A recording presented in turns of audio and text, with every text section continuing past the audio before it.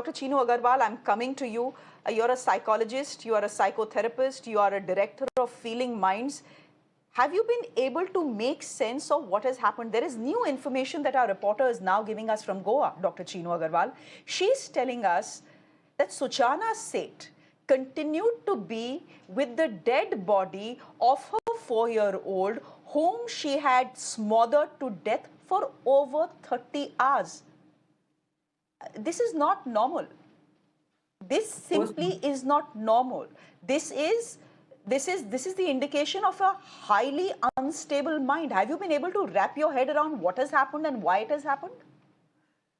Yeah, unstable mind is clearly indicated. There is some kind of frustration, which is extreme frustration, which has led her to this kind of action, which we call in psychology, we call it as a relief action, where the frustration aggression theory is there. If there is a goal which is blocked and you want to, release that goal, you take some actions wherein your own mind, your own thinking brain, your own rational brain is not involved, and only the emotionally hijacked brain commands you to do certain things, certain behaviors, which normally, if you would have operated from your rational brain, you would not have done.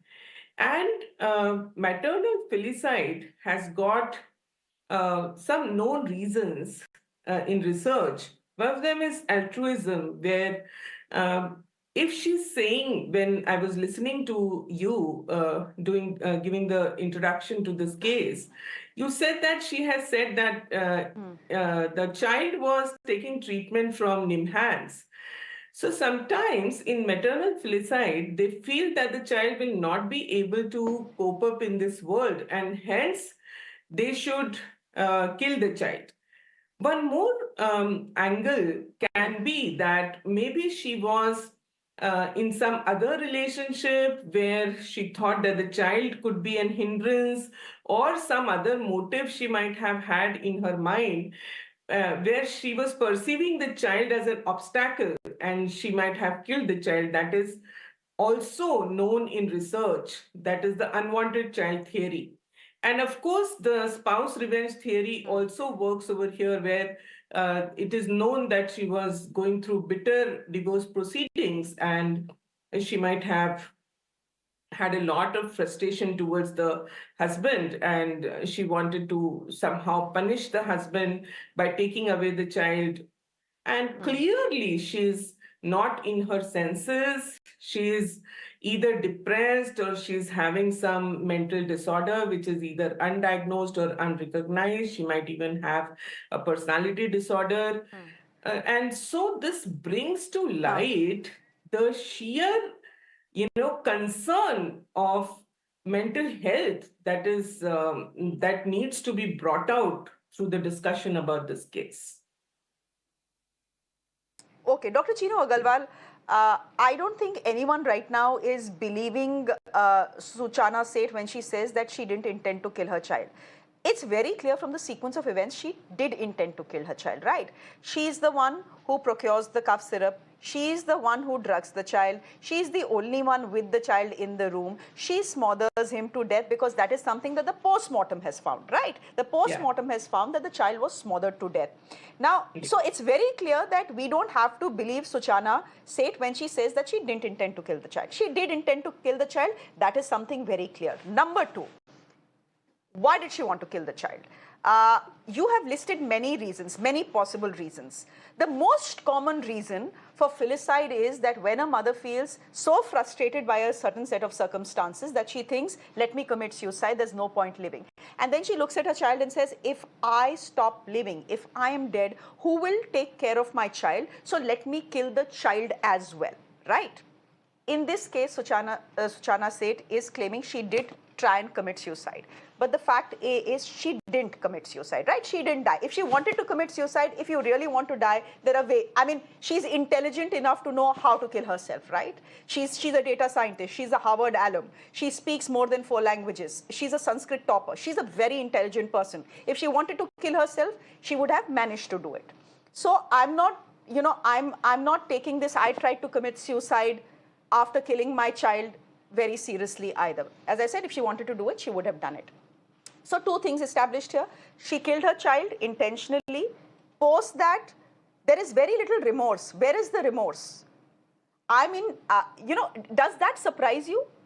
No mom guilt, no remorse. You're with the child's body for 30 hours in a room. Then you lie, you manipulate, you flee, you say all sorts of things. There is no remorse. If galti say I kill my child, or if I kill my child intentionally, I would be so racked with remorse and guilt that if I don't commit suicide, I'll go to the nearest police station and say, this is what I've done, arrest me. Right? There is no display of remorse either. I've only seen lies and manipulation, nothing else. Yeah. So one of the things is that unintended filicide can occur only in one case, where there has been maltreatment or abuse of the child because of own frustration or stress. This clearly doesn't seem to be the case here.